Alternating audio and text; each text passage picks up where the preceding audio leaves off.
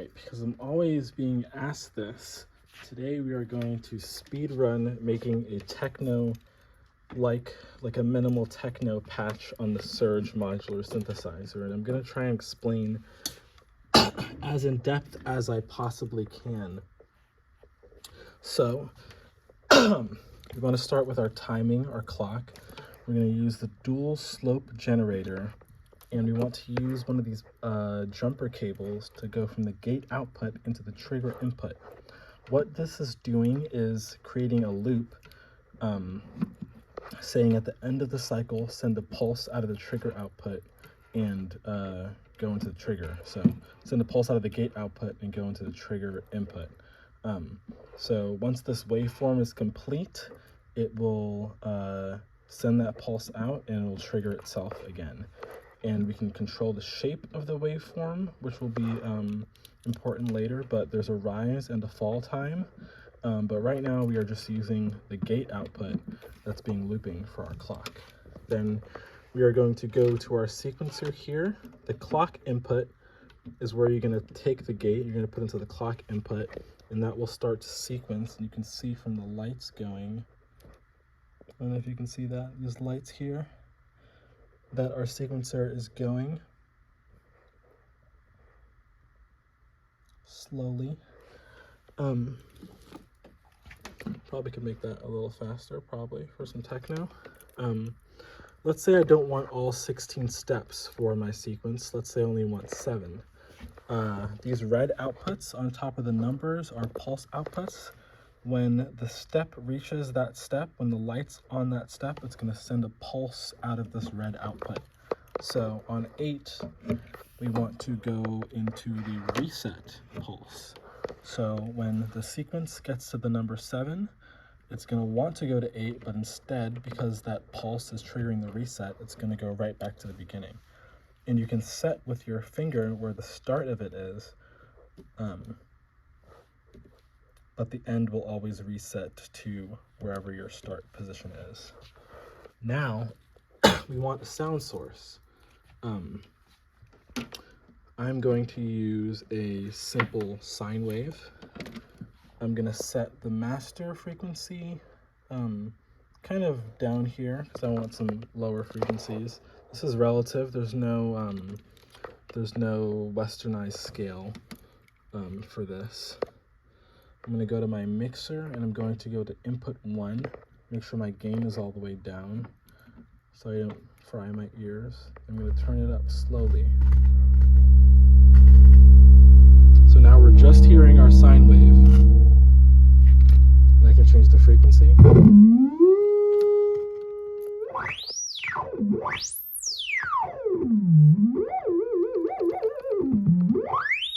These pots are a bit crunchy because the synthesizer is in use for many classes. Our sequence now can be determined by A, B, C, or D, and they have dedicated outputs. I'm just going to use a random sequence on A, and I'm going to go out of the A output. So when the light is on that row for A, this would be the value of your note. So you can set your value of the notes per step that it's on. I'm going to go out and I'm going to go into the volt per octave input. Now it's slewing because glide is on. Now it won't slew. When glide is on, the knobs underneath whatever step you're using will determine the glide time. So if I wanted no glide, I would turn all these down. Let's say I wanted glide on step 5.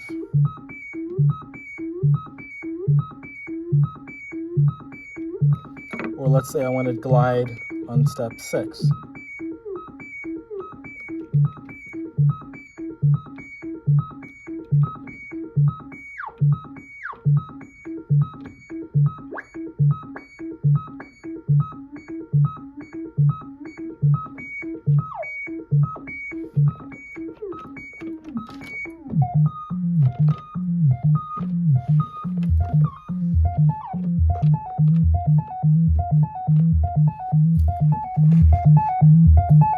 So gonna turn that back down.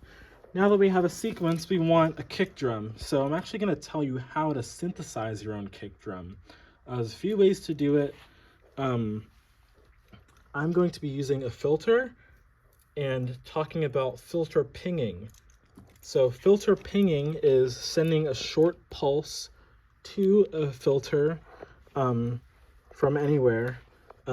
Because we want this clocked, whatever our slope generator is set to is our reoccurring clock, or our fastest clock, because that's our clock for our sequencer, which is like 16th notes. If I want that to be shorter, I will send it to a divider right here, which divides that pulse by 4. So you can get, instead of 16th notes, you can get 8th notes coming out of 2, some odd divisions, and then 4th notes or whole notes out of the 4th division. So if we want every 4 steps, every 4 16th steps, we want our kick to happen, we can go out of that 4th division pulse output into the trigger in, which is the dedicated ping for the filter.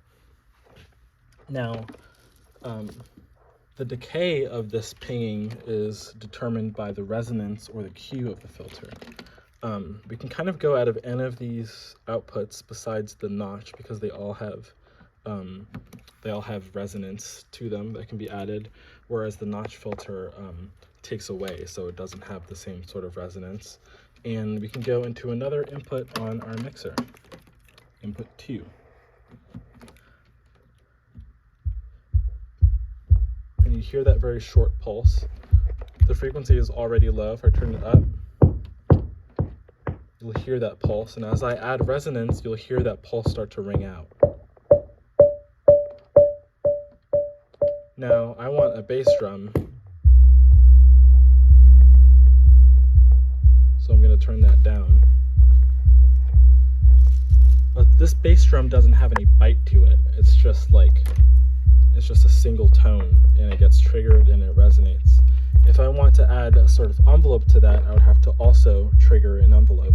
So instead of looping this bottom envelope of the dual slope generator, I'm going to trigger it with that same trigger that we're using to ping the filter. And I'm going to add some fall time, and you can see it indicated by there. I just want a really short fall time. And then a hack with this is that these outputs are exponential. I mean, these outputs are linear, but if you wanted it to be exponential, you could go out of the envelope output into the fall. And if you turn it counterclockwise, it becomes logarithmic. If you turn it clockwise, that envelope becomes exponential. And you can control how exponential you want that to be. So if you want a really short, snappy kick, you can make that exponential that way.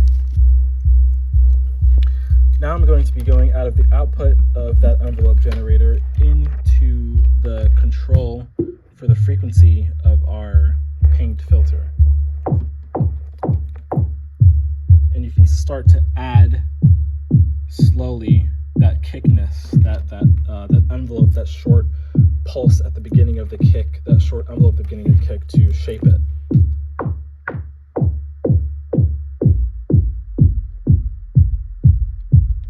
Now we have our kick and we have our sequence. We're almost at techno already.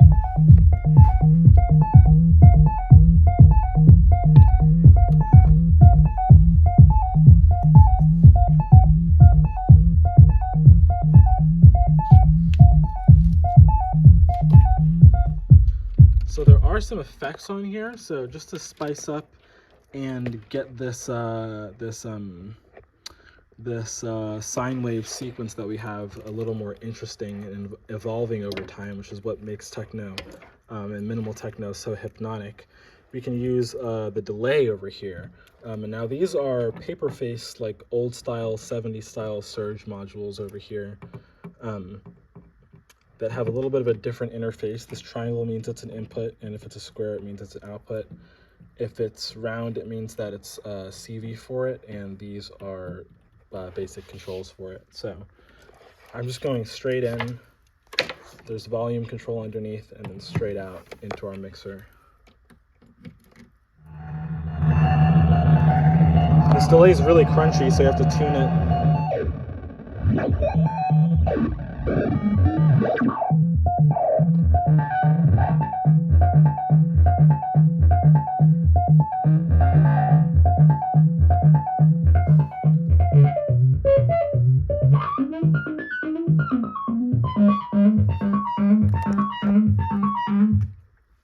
Then from there, I'm going to go into the spring reverb.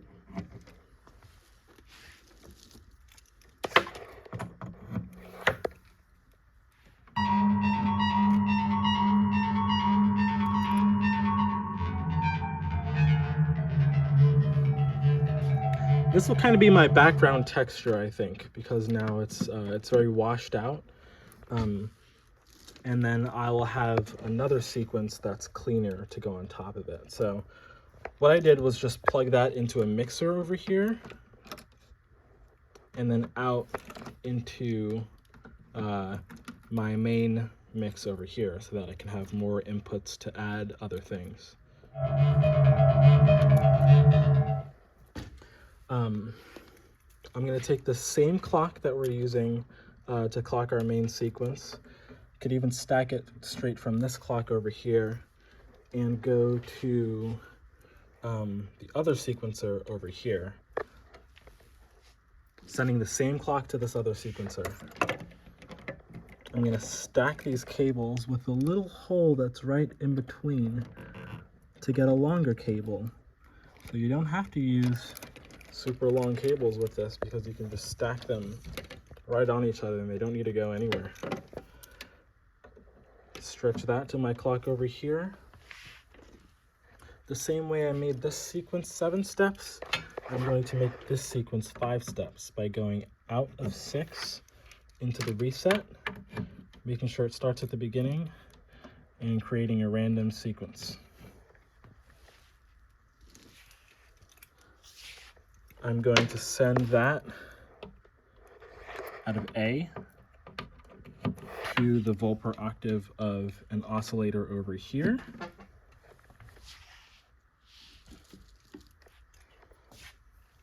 And then take that sine wave output from this oscillator and go into the mixer over here.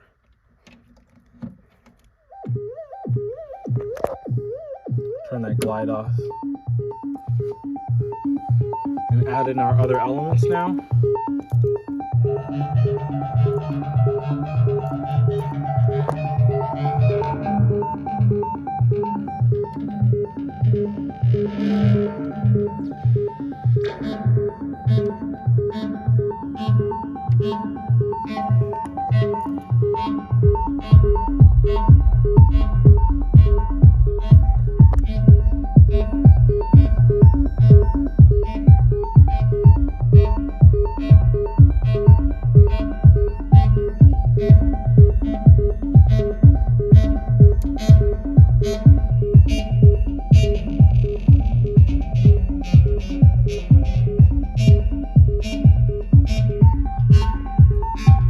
Changing from a sine wave to a saw wave.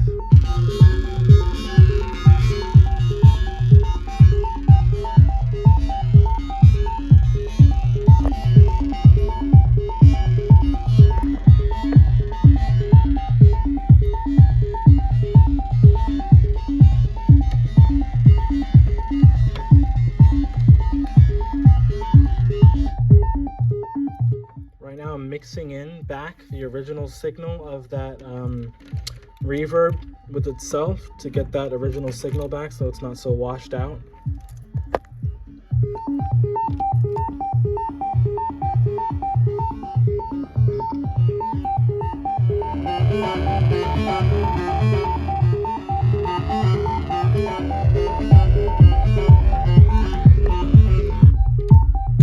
And for that signal, what I'm gonna do, the one that's really washed out, I'm going to put it into a filter to sort of start to shape it. because I don't want it to be sustained for that long. So I'm going to go into this variable slope over here. And you don't really need to know what variable slope means for this necessarily, because I'm not changing the slope. But I'm going to send, now that we have this envelope, our main filter, and it's there's no rise, it's just fall. I just have the fall up to control our timing. Not the filter, sorry, the clock. I'm going to use that output and have it go into the cutoff frequency of the filter. So this envelope is going to open and close the filter with that envelope, as I put the output of that into the voltage control for the filter. You'll hear that. Oh, and then I need to take that output and put it back into our mixer. So I'm going to use the low pass output of that filter for our mixer.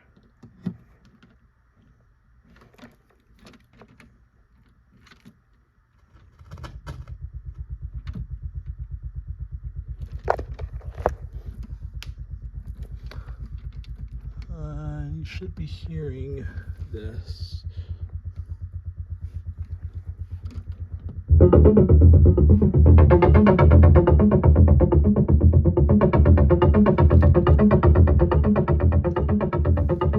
now I'm just controlling how much I'm letting that affect it.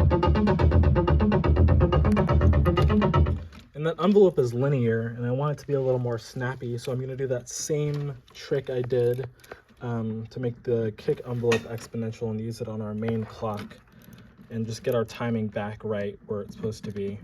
So we're going to influence that a little bit to make it exponential, and then open up this bottom one to get back to the same kind of timing we had before. So now this envelope is exponential, but it still takes the same amount of time for the envelope to loop.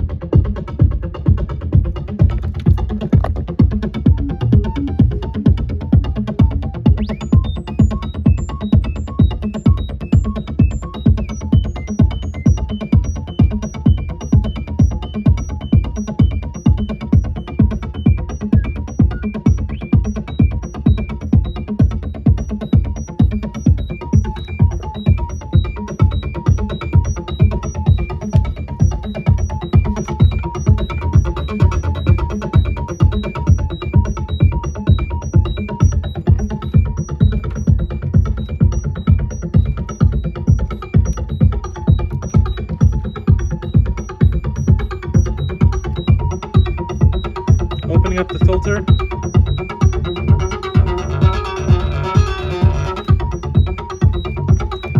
Now I want to add a hat, maybe every 2. So we go out of the 2. That'll be our 8th notes. And I'm going to add that kick to our mixer so we can use the other channel for the hat.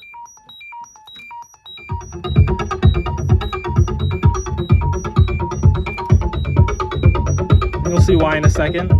I'm going to go out of 2. I'm going to turn this down for a sec. For the hat, I'm going to go out of 2 into another envelope because we can't have the hat just be like white noise the whole time.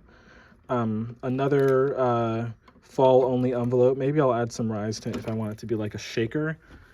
But for like a really like hat or hat, I'm going to go out. I went out of 2 over here, the divider, and went into the trigger input of this bottom dual slope over here. And go out of that output and go into our mixer, go into the control for the volume of our mixer. So we have control over the volume in the mixer, but right above we have a CV input, and the CV input controls this volume. So So that's just the pulse that we're hearing when I turn this up. But we want white noise. This pulse actually sounds pretty good too by itself. But I'm going to do some tricks with the white noise that you'll see in a sec. So we could go straight up white noise into the mixer. That's our hat, every 2. Or if we wanted it every 1, we'd, instead of going out of 2, we'd just go into our main one. 16th notes. I'm going to go into another filter, simple one over here. That's my input with the white noise now. I'm going the white noise into a filter and then into our mixer.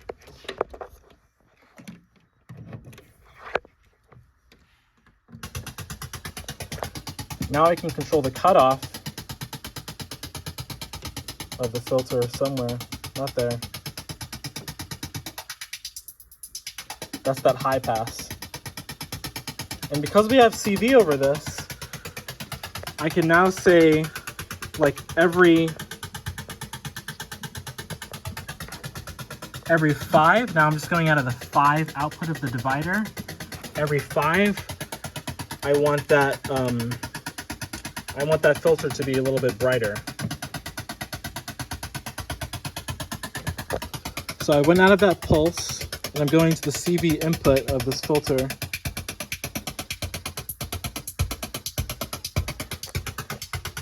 Or maybe I want the opposite. Maybe I want it to be high the whole time.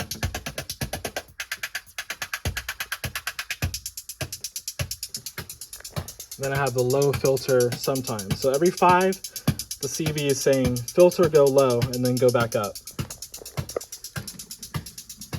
But let me say I want that on 8. Or maybe every second.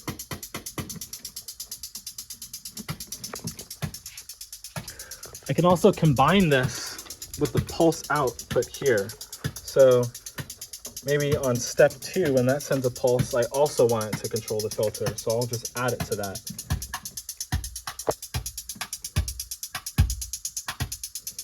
Then you get fun polyrhythms that way. Add some notes, add some volume over here, and add in our other elements again.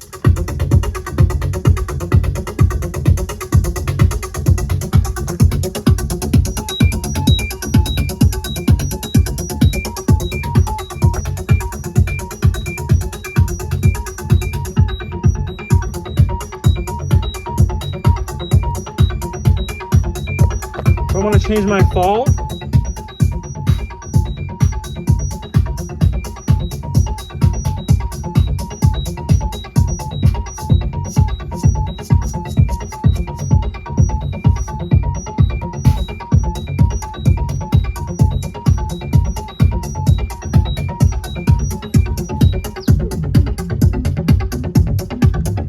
Just made that high frequency into a bass line.